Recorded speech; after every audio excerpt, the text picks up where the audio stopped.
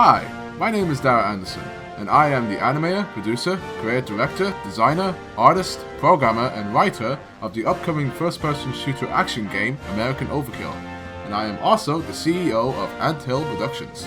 In this video, I wanted to share with you some concept art that I have created, and I also have footage of myself doing the presentation around American Overkill as well. If you like what we are doing and are interested in American Overkill, go ahead and give us a like or subscribe on our YouTube channel for any updates on what we are doing. You can also visit our social media pages, which can be found in the description below. Enjoy!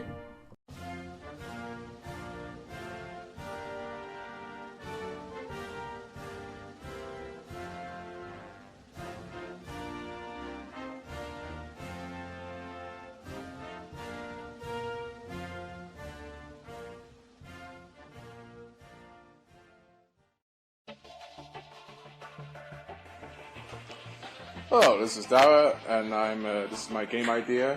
It's called American Overkill. What is it?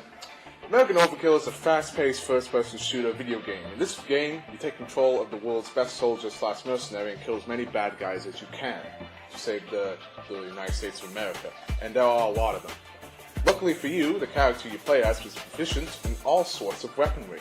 This game aims to bring back the old school style of first-person shooting action. What do I mean by this? I'll explain. The old school first-person shooters, such as Doom and all of its clones, all had many things in common.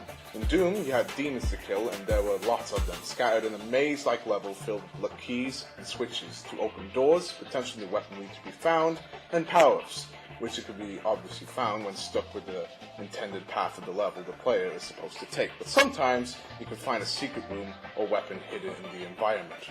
This is the sort of level design that would like to be used in American Overkill. So this is the difference between a map design in a game like Doom and back in the old days, the first-person shooters of today. You got all this maze-like pattern here where you can explore and everything. And in like the new games, you just follow a set path with cutscenes and all that, and I just think that's pretty boring, to be honest. The main game that did inspire me to make this was the new Doom 2016 game. It got all the things that I expect from a good first-person shooter. It has, awesome guns, weapons to use. It has maze-like level design, bosses, fast-paced and satisfying gameplay, and secrets. This is what I want my game to be like. A fast-paced, no-holds-barred, first-person shooter with many different enemy types and many different weapons to use against them, all while moving like a man on a serious case of speed. So, the story is you are Brock Kilbane, a retired US Marine who is known by many to be the greatest soldier in the world. While he was relaxing in his Cuban mansion, he gets an urgent distress call from his old army buddy Toby Rage, that the US has been secretly taken over by an unknown terrorist group and the President Donald Trump has been assassinated. He is then attacked by several masked men who destroy his home and kill his woman, whom he forgets the name of for some reason. And he is now brought out of retirement to save the United States of America once again from an unknown threat.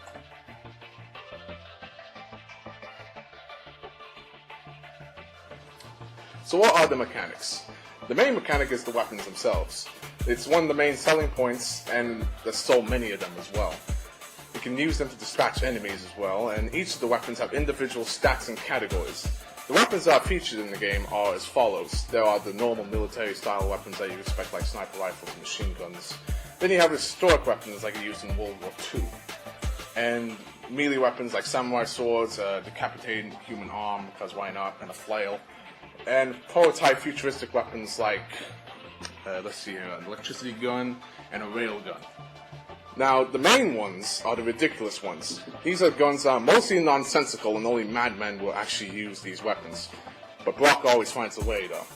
These weapons include the duck's foot pistol, the harmonica pistol, the hand mortar, the pepperpox pistol, the dubstep gun, killer catnip, dragon's breath chili, a foam sword, gun that shoots knives, and the suicider.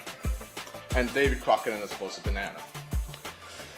Now, one of the main mechanics in the game was the active reloading. Now, if you know Gears of War, it's mainly featured in that game, but this is the first time I want to use it in a first-person shooter. Basically, it's a minigame that changes the reloading mechanism of the held weapon. By tapping the reload button once, a player can manually reload their gun rather than wait for the current magazine to run out of ammo. Typical first-person shooters. But when the progress bar of the reload reaches the grey or white area of the meter, the player can press the reload button again to attempt an active reload, which, depending on where the progress bar was stopped, reloads are going a lot faster than a normal one. There are 3 types, which is a quick reload, a perfect reload, which buffs the weapon, and a failed one, which makes the reload longer and jams the gun. Now, it features a weapon wheel, of course, since there's so many weapons, and it can be done with only one of each type of category. So you can only carry like a pistol or a kimber pistol, just to make it not, overwhelm the player with all the weapons. And each weapon has an alternate fire mechanic as well, like fanning the hammer, which shoots all the bullets in the revolver, or the American Spirit, which, if you kill someone with it, it makes them go berserk and, faster fire rate and increased damage and all that. And there are also power-ups, of course, like Berserk, increased damage dealt, damage resistance rate of fire, and infinite ammo. Simple enough. Now, the leveling system. Over the course of the campaign, the player will earn experience points based on what he does in the campaign. The player earns experience by killing enemies, completing objectives and challenges, finding secrets, and performing other feats that would make America proud.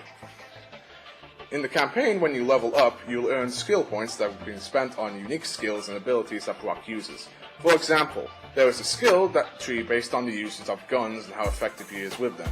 A skill you can acquire is that in the tree is an explosive reload bonus, which means depending on the gun, if you perform a perfect reload, it will give you explosive bullets. And in the campaign, there is an arcade system where it follows high scores and all that. You earn points towards a high score table, and then you can post on the scoreboards and all that. Like an arcade game of the old days. And there's a combo system, but basically if you don't get hit and kill more enemies, you can get more points. Simple enough.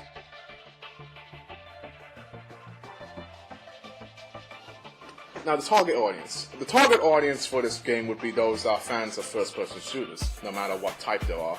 I want to cater to those that like certain styles of the genre. For example, the game does have role-playing elements through the use of the leveling system in the campaign, while also catering to those who just want to ignore this and just want to shoot things without being overly complicated.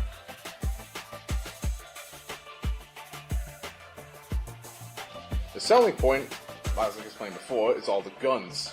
And also I wanted to conclude all the mechanics, the RPG elements, the fast movement system. The biggest one, though, is the largest amount of weapons.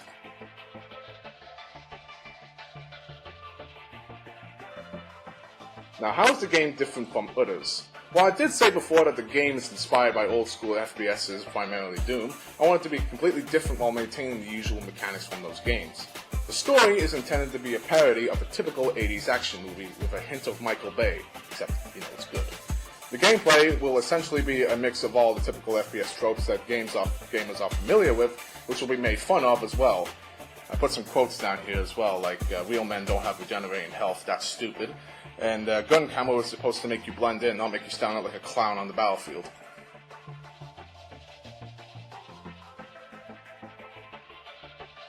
How will the game be advertised? The game will be advertised using these methods like online trailers and ads on web pages, satirical news stuff, and traditional ones like on the bus or on television, and unique demos, presentations, and speaking at conventions. And that's it.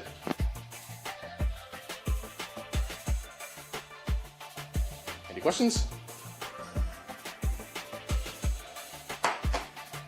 Yes. Yes. I love that game. Anyone else? Does Brock know anything about the terrorists over the year? Because it came up in so many people in Turkey. I know. It's very personal. But I'm not going to reveal that because the story is a secret. He has to find out what the terrorists are doing and everything. Yes. Yes. I had an entire section on that, but it was too long. Basically, it'll be like the old school, like, have you ever played Time Splitters? Yeah, it'll be like that, basically. Anyone else? Yes. Most of them are secret weapons. You only find them through, like, if you open a hole in the wall or something, and because they're all silly. They don't really fit in, but I like to include them anyway. So, just to make it more fun when you find them. Yes. How was Donald Trump assassinated? I think he got shot by an explosive bow or something. I need to work on that. And thank you very much for listening, alright? I guess.